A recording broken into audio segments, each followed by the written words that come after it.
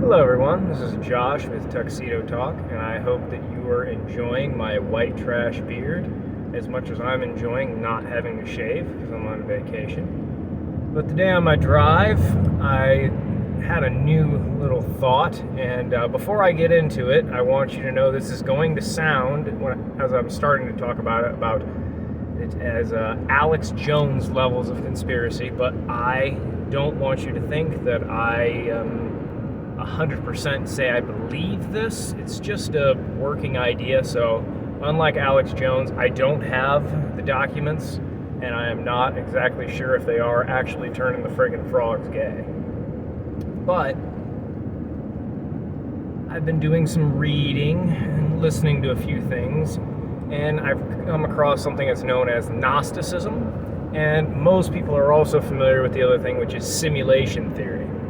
And I'm going to be putting forward an argument now that the simulation theory, the idea that basically we live in the Matrix, that nothing's actually real, this is all just a computer program or something of that nature, is just a 21st century version of Gnosticism. Now, you're probably wondering, like I did, what is Gnosticism? Well, most people have heard of, you have religious people, atheists, and then you might have heard of somebody who says agnostic.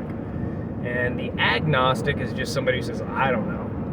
Maybe there's a God, maybe this religion is real, maybe there isn't. I don't really see enough information. Either way, I can't make up my mind. I don't know. Now, the opposite of that is somebody who is a Gnostic. A Gnostic is somebody who would say, yes, I do know.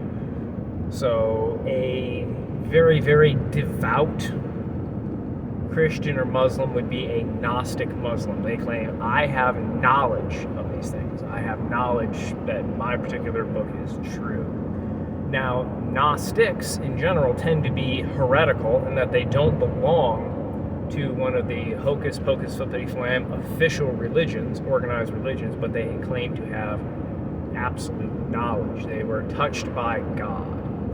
And traditionally, especially in the Christian world, most of the Gnostics in the Abrahamic religions believe that the Abrahamic God, whom the Jews called Yahweh, same thing with the Muslims and the Christians, they all worship the same God, they just do it in different ways. They believed that God is actually a false God, a deceiver God that they call the Demiurge. Now, they believe that there is a higher realm of existence beyond the one that we live in now. And they believe that God is God, and that there were other subordinate gods to him, but only that God was supposed to create things. Well, for whatever reason, these beings are able to create things with thought. One of them created something they weren't supposed to, and that something was banished away.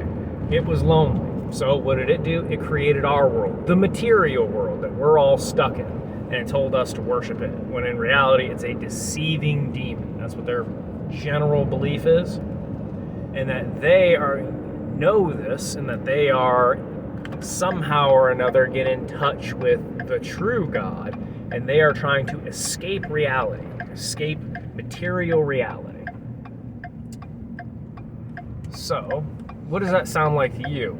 You're sitting here saying that this world isn't the real world, it's a simulation. So, throughout history, people tend to get into these Gnostic cults.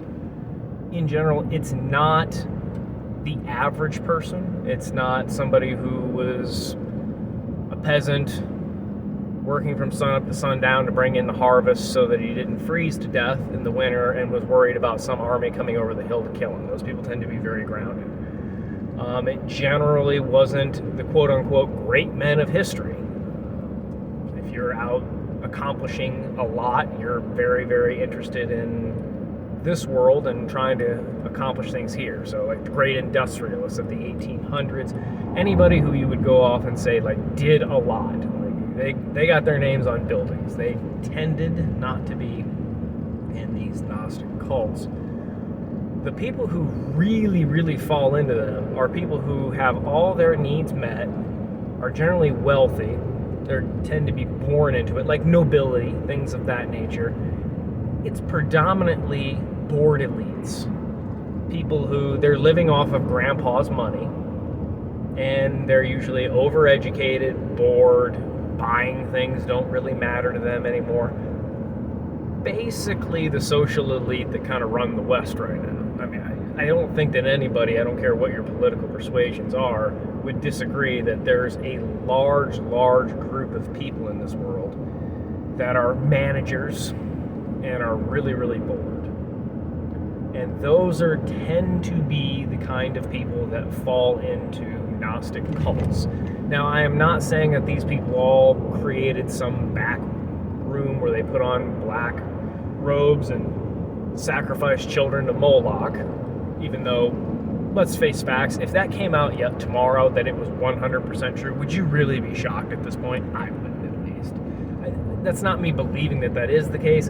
I'm just saying if it was proven beyond a reasonable doubt, my world would not be shattered. I'd just go, oh, okay, yeah, I can see that. So those are the types of people that tend to be. So I think that a lot of the things that are put forward, simulation theory and that whole ethos of people, I think we're just dealing with a 21st century modern Gnostic cult.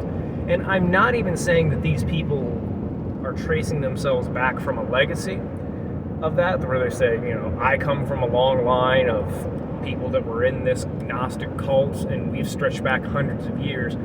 But it's kind of like patterns in that when certain things are met, when you have bored elites who aren't really all that impressive but still have a lot of money and power, they tend to fall into this line of thinking. So it's kind of one of those same things of history doesn't repeat, but it rhymes.